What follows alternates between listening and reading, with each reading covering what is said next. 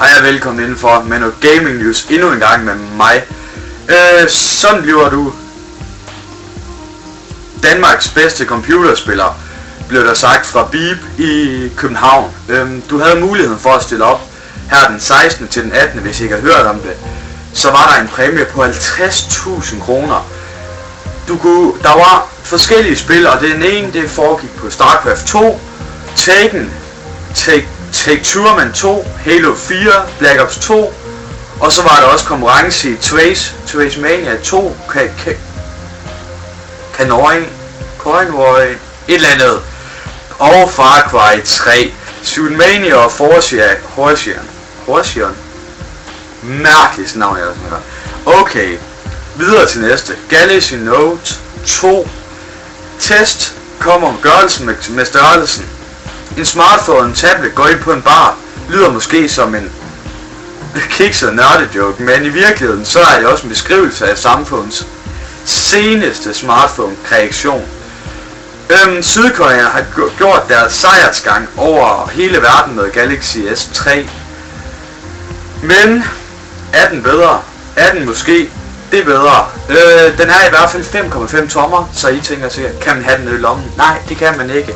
Det kan man godt, hvis der er nogle ekstremt store lommer, og jeg har set en ude i byen, jeg tror jeg så i dag, og jeg kigger og tænker, hvad fanden er det for en? Det ligner jo næsten en iPad, den står med herude. Kæmpe stor, det giver ingen mening. Nå, hvad betyder det, at vi er nået smertegrænsen for størrelsen på smartphones? Hvilken fordel giver en mastodonisk skærm? Burde stylusen ikke være begravet for længst? Og kan sådan en stor telefon være i lommen lidt videre? Har du skiftet bekendtskab med Samsungs Galaxy-serie, så vil Galaxy Note 2 ikke være den store overraskelse. Og en dag designmæssigt en større udgave af mobilen Galaxy S3, det var den de tjente en masse penge på over i Sydkorea åbenbart, som vi har lavet. Jeg er ikke den store Galaxy-fan generelt, og nu skal computeren ikke stoppe der. Jeg er mere en iPhone-guy, og jeg synes bare, Apple, det kan godt være, at det bare er mig, og jeg synes produktet det er fedt, men jeg synes bare, at de laver også nogle gode telefoner uden tvivl, og de holder bare standarden, synes jeg. Hvorimod Galaxy og alle dem der, ikke? Det er ligesom bare det samme, altså det er ligesom om, de prøver altid på at bygge noget nyt, hvor Apple holder sig bare til noget, ikke også, hvor ligesom bare bliver ved med at holde standarden. Men det er jo heller ikke mig, der skal diskutere det. Om det er godt eller skidt, er det op til en enkelt at vurdere. Personligt er jeg glad for Galaxy-serien. Står der fra, hvad hedder det?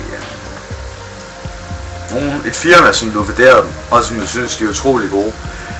Da det ofte hænder, at tablet-telefoner har en plastik, eller en tilgivende, eller en gas eller stå i lommen, ikke? Og så smadrer den.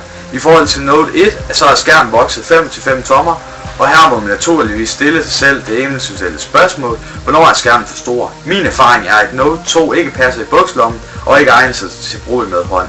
Det er jo det, jeg mener. What the fuck? Hvad skal man så bruge den til? Nothing!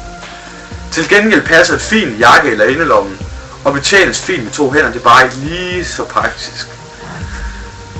Hvorfor købe den så? Så kan du lige skal købe en iPad jo, eller noget lignende, ikke? Batteriet er det største vi endnu har set i smartphone. Det er nødvendigt sådan en stor skærm, men som sagt så kan Note 2 så fint batterimæssigt, som oftest havde 20-30% så batteriet tilbage. Så lagde jeg mig i sengen en enkelt nat, og den døde ikke engang løb tørst. Så. Nå, men konklusionen er vel, at det er en fremragende telefon. Udover det, så er det jo ikke, som de selv siger, den mangler ligesom noget plads i lommen, ikke? Der er ikke noget plads i lommen. Du skal have den i jakken, du skal have den i indelommen. Der er ikke noget plads i.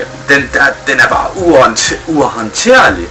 Så det er jo som at, hvis du skulle snakke med en iPad, ikke? Det kan du godt forestille. Fuldstændig åndssvagt. Latterligt. Nå. Men ellers så er det jo en super god kvalitet og alt det der. Ikke noget der. Udover det, så har jeg nogle news måske, tænker jeg. Microsoft har måske tænkt sig at lave en Xbox Microsoft har tænkt sig at lave en Xbox. De har jo allerede lavet en Xbox. Nej, det er ikke det, jeg vil sige.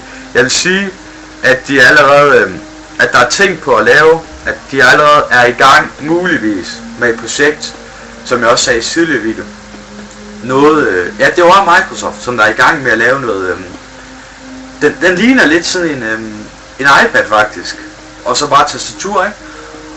Men det var mig den, de har tænkt sig at lave, som en Xbox 360. Super fedt, jeg skal have den. Det er 100%, og det er bare en ting, som jeg skal have. Det er bare noget, der skal ejes. Hvis du ikke får den, så er vi så lidt til det. Fuldstændig. Det er en super fed ting, de har helt sikkert tænkt sig at lave.